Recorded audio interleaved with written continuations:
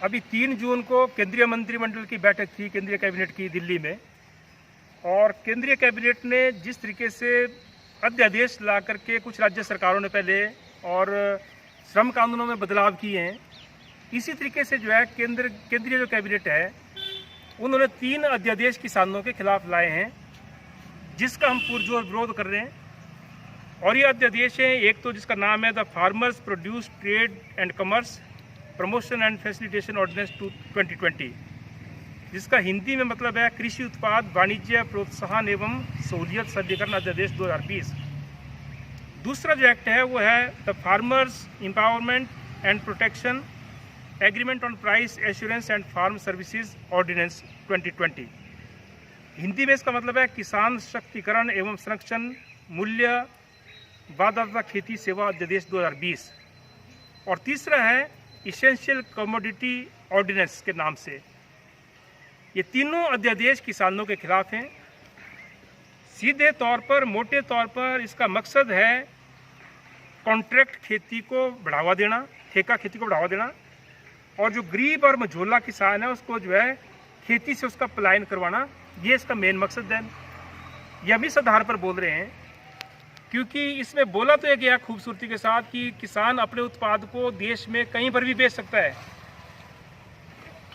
लेकिन ये किसान कहीं पर नहीं बेच सकता है, बल्कि कोई भी जो है आड़ती और कोई भी कंपनी जो है किसान के जो उत्पाद है उसको औने पौने दामों पे जो है कहीं पे भी खरीदने के लिए जा सकती है। जो मिनिमम सपोर्ट्स प्राइस होता था, न्यूनतम समर्थन मूल्य होता था, उसका कोई जिक्र जो इसमें नहीं किया गया है। यानी कि जो अभी तक न्यूनतम समर्थन मूल्य के तौर पर गारंटी मिलती थी किसान को, वो ख़त्म कर दी गई है, नंबर 1।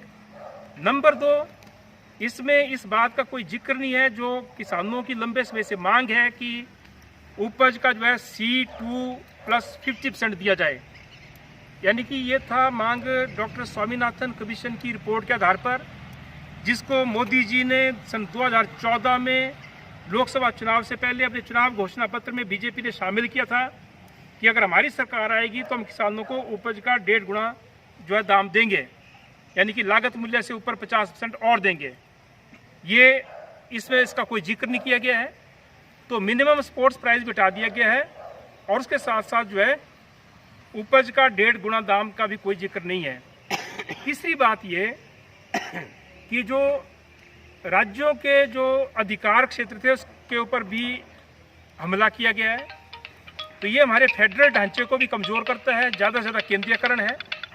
और उसके साथ साथ जो इसेंशियल कमोडिटी एक्ट था उसमें भी जो है ऑर्डिनेंस के माध्यम से उसको बदला गया, बहुत सारी जो इसेंशियल कमोडिटीज़ थी उसको इसके दायरे से बाहर किया गया। तो हम इसका विरोध कर रहे हैं, ये किसानों के विरोध में है, किसानों के खिलाफ है, और ये लगभग वैसा है जैसा केंद्र की सरकार ने सन 2014 में जो भूमि अधिग्रहण कानून 2013 था उसको जो है बदल करके ऑर्डिनेंस के माध्यम से बदलना चाहा था। हमने तब भी उसकी प्रतियां जलाई थी देश भर में, और किसान सभा के आंदोलन से आगे जुड़ते जुड़ते 187 से ज़्यादा किसान संगठन भूमि अधिकार आंदोलन के माध्यम से देश भर में जुटे थे, और हमने पार्लियामेंट का घेराव भी किया था। पूरे देश के अंदर आंदोलन हुए थे, पदयात्राएं चली थी, और हमने उस वक्त भी मोदी साहब की सरकार को झुकने पर मजबूर किया था। और ये 3 अध्यादेश जो लाए गए हैं ये किसानों के खिलाफ हैं, ये हमारे को मंजूर नहीं है। आज यहाँ पर जोगिंद्रनगर के अंदर भी हम इसकी प्रतियां जला रहे हैं। एक जो पहला अध्यादेश है, हमारे वरिष्ठ नेता है किसान सभा के भगत राम जी, वो इसकी कॉपी जलाएंगे। दूसरा जो ऑर्डिनेंस है उसकी कॉपी जो है हम यहाँ पर जलाएंगे सिंबॉलिक तौर पर, हमारे जो वरिष्ठ नेता हैं साथी सुदर्शन वालिया जी। और तीसरे जो है हमारे बीच में जो है पवन जी हैं जो किसान सभा के नेता हैं, और हम सब मिल करके जो है ये हम संदेश देना चाहते हैं कि ये किसानों को मंजूर नहीं है आपके ऑर्डिनेंस। ऐसे समय में जब पूरा देश कोरोना से त्रस्त है और आपको मालूम है कि बहुत बड़ा आंदोलन नहीं हो सकता है, बहुत बड़े पैमाने पर किसान सड़कों पर नहीं आ सकते हैं, ऐसे वक्त में जो आप ये प्रहार कर रहे हैं, हमला कर रहे हैं, ये अत्यंत निंदनीय है। सरकार से हमारी गुजारिश है कि इन तीनों अध्यादेशों को तुरंत प्रभाव से जो है निरस्त किया जाए, वापस लिया जाए। किसान विरोधी अध्यादेश नहीं चलेगा, नहीं चलेगा, नहीं चलेगा। कोई बात नहीं आले है अब जाए। किसान सभा के माध्यम से हम इसको निरस्त कर रहे हैं, जला रहे हैं, हमें ये मंजूर नहीं है।